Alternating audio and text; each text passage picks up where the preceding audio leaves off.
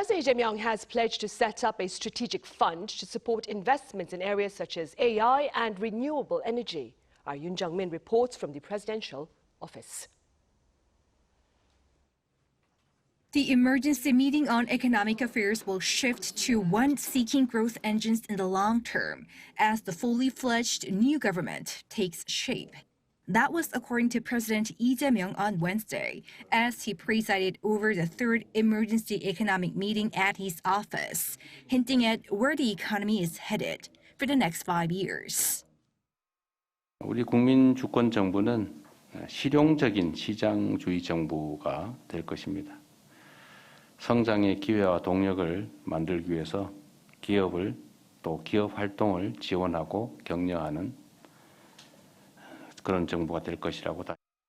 He promised to create a fund of over 100 trillion won, worth some $72 billion, which the people and corporations take part in to make investments in areas deemed strategically important, such as AI and renewable energy. The liberal-leaning leader also vowed to cut red tape to encourage businesses in Korea and launch another task force to revamp penalties too heavy on firms.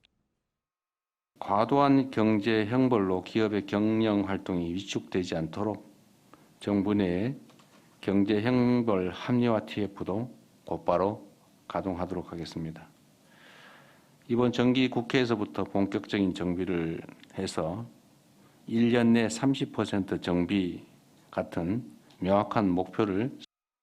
He was pointing to a case where breach of trust is abused to place penalties too heavy on corporations, raising questions about whether it fits into a global standard.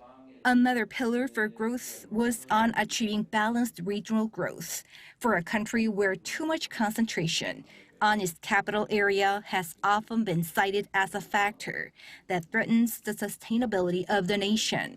He vowed to draw up rules and policies to make sure resources are used in an efficient way, noting as an example his consumption voucher policy that favors people living in rural areas over those in the capital. Also hinted at was aggressive belt-tightening in fiscal policy so that more funds can be used for key policies.